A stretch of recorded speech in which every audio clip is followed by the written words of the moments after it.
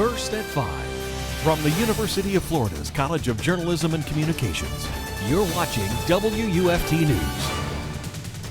The U.S. National Weather Service Jacksonville issued a notice for heavy rain and strong thunderstorms in Marion County, Northeast Florida, and Southeast Georgia. We are taking a live look at the weather outside in our area from the Paynes Prairie WUFT.cam. Welcome to First at 5. I'm Charlize Ramos. And I'm Bianca Smith. Forecasters want you to prepare for strong storms this afternoon and this evening. Let's join our Sienna Silvest in the WUFT Weather Center. Sienna, what can we expect throughout the evening? That's right. Through the evening, we can see those storms do start dissipating. Right now, we can see live look outside Century Tower, cloudy skies, but we do start to see that blue, those sun rays starting to poke through that we didn't see earlier today. Temperatures currently at 87 degrees. Our feels like though at 97, 10 degrees higher than our actual. Slight gust of winds from the southwest at around 9 miles an hour. Now, that rain we felt earlier today, those storms and that lightning, it is stemming from that band that we are seeing move across Florida. It is currently in the I-95 corridor. That red indicating that higher intensity rain that we received late the morning and early afternoon. Now, that rain did cool us down though. We are 86 right now here in Gainesville, 77 St. Augustine. Hotter on the western coast of Florida versus the eastern as that band of rain is moving towards the east and hit the west coast earlier this morning. Now, our hour by hour going into the night, expect those rain chances to decrease going into the night, but there could possibly be a few showers around 7 p.m. due to that rain shield moving over us. Those temperatures bottoming out around the upper 70s going into the night. Now, tracking the latest of Beryl and how it is dissipating across the U.S. and how those calmer conditions are evolving into those elevated chances of rain tomorrow and this week coming up. Millions of Texans are dealing with the aftermath of Beryl after it came ashore as a Category 1 hurricane more than 24 hours ago. Houston is dealing with major flooding and thousands of customers without power. So far, 7 people have died due to the storm that dropped up to 15 inches of rain. It also knocked out power to nearly 3 million people in the middle of a heat wave. City officials are encouraging people to avoid any sort of unnecessary travel so that crews can move forward with the cleanup and restoration process. Power crews say the goal is to restore roughly 1 million customers by the end of the day tomorrow. CenterPoint is doing everything they can. We will get your power on as quickly as possible. Meteorologists in Texas say the temperatures will continue to remain in the 90s, with heat indexes reaching up to 105. High gas prices are no stranger in the state of Florida, especially this week if you are on the road after the holiday weekend. Gas prices were up this week in Florida compared to last week, following Hurricane Beryl. Especially with eyes on the Gulf of Mexico. If there is a major storm that moves into the Gulf and threatens the refinery region, again, Texas, Louisiana, Mississippi, then you have concerns about supplies, and then gas prices could certainly increase as a direct result of that right here in Florida. According to AAA, Floridians are paying more at the pump than they have in the last 2 months. And with concerns of an active storm season ahead, fuel prices may continue to rise. And drivers are already feeling the impact as the price to fill their tank has risen. Before I used to be able to fill up my car, I don't know, $40, $45. Now when I go to fill my car, sometimes I get upwards of $60 or so. It's definitely been keeping in mind, especially when you're thinking about how far you want to travel, where you want to go. Ways you can save money at the pumps is by comparing local gas prices, keeping up on car maintenance, and carpooling. And 6 University of Florida students who were arrested at a pro-Palestine demonstration back in April are pleading not guilty. All 6 decided to fight the charges as noted in a recent press release. Our affiliate WUFT-FM landed a one-on-one interview with Tess Siegel, one of the students who was arrested. Siegel also received a 3-year suspension from school. The students say the dean's sanctions are far more severe than the recommendations made by the student conduct committees. That's why they want litigation at a higher level. Tess Siegel thought the afternoon of April 29th would be just like any normal day at the Plaza of Americas. 3 months later, the day is etched into her mind. She was arrested and is now on a 3-year suspension from school. The charges are excessive given our peaceful action that day. I feel ready to fight this, given my confidence in our innocence. She recalls at least a dozen cop cars. Weeks after the arrest and bond out of jail, Siegel met with the Student Conduct Committee. The release states that the committee recommended a 1-year suspension from school. All 6 protesters received a 3-year suspension. Siegel pled not guilty to 1 misdemeanor of resisting arrest without violence, and she says she was offered a deferred prosecution. A deferred prosecution would mean that the state doesn't have to drop the charges, and we believe that dropping the charges is the most appropriate thing for the state to do, and it's what many other district attorneys' offices are doing for student protesters elsewhere. Siegel is hesitant to put her academic career on pause. And we're tired. I'm really tired of being disappointed over and over again. Siegel's trial is set for August 9th. Students at the University of South Florida are facing similar consequences. 3 days before graduation, a pro-Palestine protester was arrested and expelled from USF, 1 assignment away from graduating. We will keep you updated on their cases. The state's Citizens Property Insurance continued to add policies last week, topping 1.2 million. As of Friday, Citizens had 1,215,000 policies. That's up nearly 8,000 over last 2 weeks earlier, according to data posts on the website. Citizens reached as much as 1.4 million policies last fall before seeing reductions because of what is known as depopulation program, designed to shift policies into the private market. With hurricane season starting last month, Citizens spokesman Michael Peltier says the company does not expect private carriers to take out policies over the next few months. We will see policies leaving Citizens later in the year. So it's kind of our business is kind of cyclical in nature, and so what we're seeing now is kind of typical of what happens throughout the year. Citizens, which was created as an insurer of last resort, has become the state's largest carrier in recent years as private companies drop policies and raise rates because of financial problems. Recent estimates show Citizens could have fewer than 1 million policies by the end of the year, once hurricane season ends. Coming up on Next, when First at 5 returns, cracking down on speedy drivers, where motorists need to be on the lookout for an increased police presence starting next week. And the states banding together to stop the sale of a deadly drug. How Florida has gone further than any other state to put the end to the drug being sold in stores. You're watching WUFT-TV News. Florida has made it a felony to buy or sell tianeptine, also known as gas station heroin. Many states are following suit in banning the drug. But as Dr. Ashki Sayal explains, the drug is sold in gas stations, convenience stores, and smoke shops across the country. Tracy Morrison is living every mother's worst nightmare. I went up the stairs, and when I got there, my husband opened the door, and he pushed me back, and he said, "I'm so sorry," but he's gone. And I didn't believe him. I kind of pushed on through the door, and we found Christopher laying on a bed. I told him I loved him, and I prayed over him, and I gave him back to God.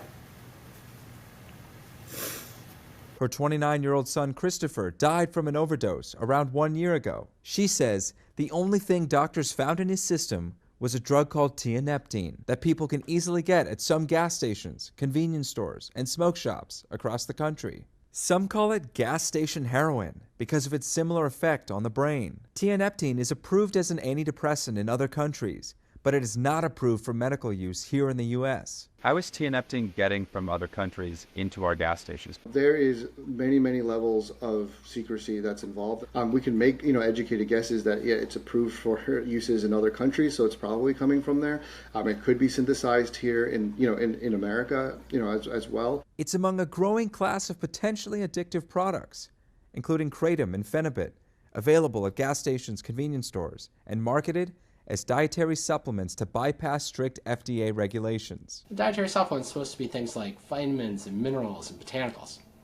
But interestingly, over the last decade, we've seen drug after drug arrive in the United States, sold directly to consumer, as if it's a dietary supplement. The FDA doesn't approve dietary supplements before they're marketed, so it often doesn't know when new products come out. FDA has just no idea what's on the market, so they cannot They can't comb these gas stations. They can't comb these, vape shops. This year, The FDA put out an alert warning people not to buy or use tianeptine because of, quote, serious risks. Calls to poison control centers have skyrocketed in the last decade. The FDA declined to comment beyond what's on its website. It says at least 15 states have restrictions on tianeptine, including Florida, Alabama, and Tennessee, but it may not be enough. Congress needs to pass significant reforms to dietary supplement law and provide FDA with a lot more funding to be able to go after these dietary supplements. Without this change, researchers say people are flying blind, and it can come at a deadly cost.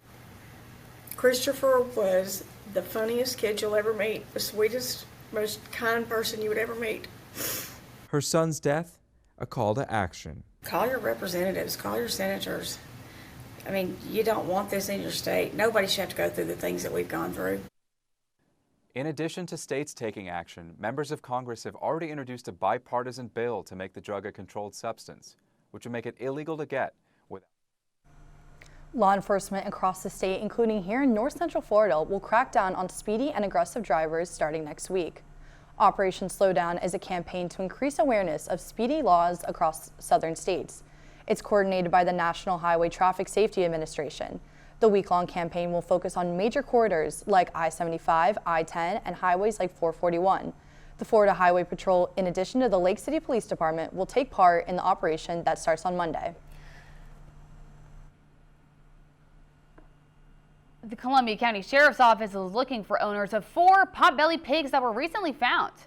The pigs are now in the possession of the Sheriff's Office, so don't worry, and they did not say where they found the animals. They are asking the community to help find the owners or owner. If you know these animals, call the Columbia County Sheriff's Office to make arrangements to come pick them up. If the owner doesn't come forward, the pigs will go up for auction. And there has been a cat burglary. UF College of Nursing wants help finding their community cat. UF Public Safety posted this picture of the feline on their Facebook page, seeking help to find the kitty cat. They say Precious was last seen back on July 2nd being picked up by a woman with dyed purple hair and taken to a dark-colored vehicle. UPD says that this happened between 5 and 6 that evening. If you have any information about Precious' whereabouts, you're urged to call the Office of Public Safety. After a strong week for Beryl, its reign is coming to an end. Its current location and effects after the break.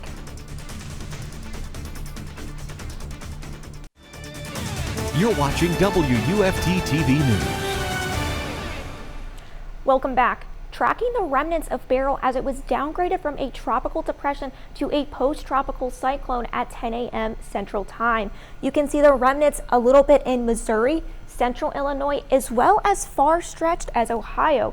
Now, what is left over of Beryl, you can see, is far spread out, not that condensed cyclone size shape that we saw earlier this week.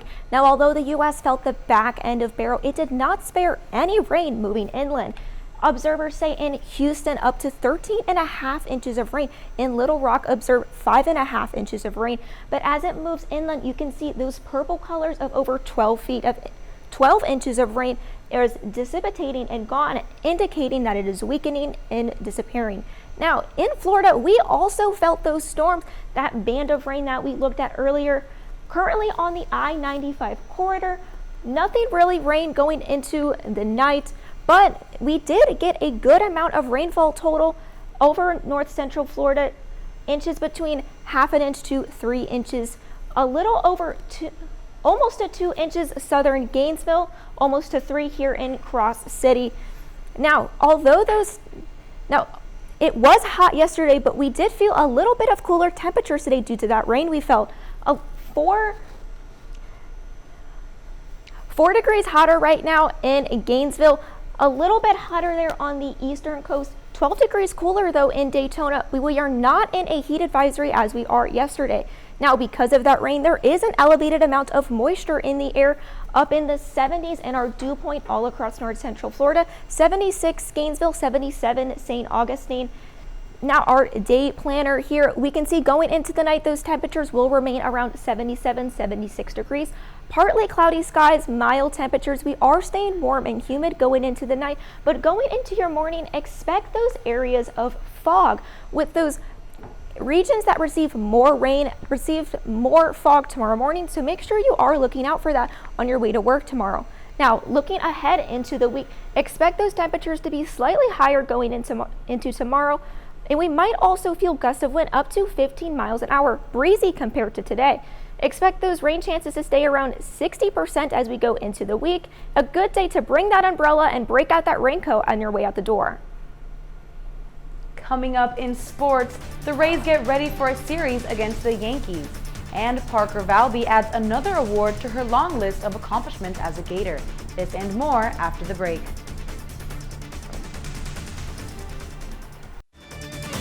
You're watching WUFT-TV News. Welcome back, I'm Isa Rivera. Let's talk about what's going on in sports. First up, Gators track and field champion Parker Valby has been named SEC Female Athlete of the Year. Valby earned the honor after an incredible season in which she earned 5 individual NCAA honors, 4 individual SEC titles, and 3 collegiate records in distance events. This makes her the first female runner in NCAA history to win 5 individual titles in one season. She also recently earned her spot on the U.S. Olympic track team after finishing second in the Olympic trials for the 10,000-meter event. She was the only collegiate athlete who participated. This SEC Athlete of the Year award marks the second year in a row that a University of Florida athlete is honored. LeBron James was voted the best player on the U.S. men's basketball team by his teammates and coaches.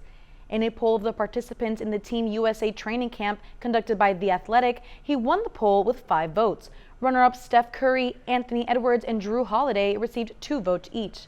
Voters such as Orlando Magic coach Jamal Mosley noted LeBron's skill and leadership on the Olympic team. All this comes after LeBron accepted a 2-year deal to continue playing with the Lakers along with his son, Bronny James, who was drafted to the team this year. LeBron describes what being the first father-son duo in the NBA means to him. It's probably, when it comes to basketball, it's the greatest accomplishment that I've ever had.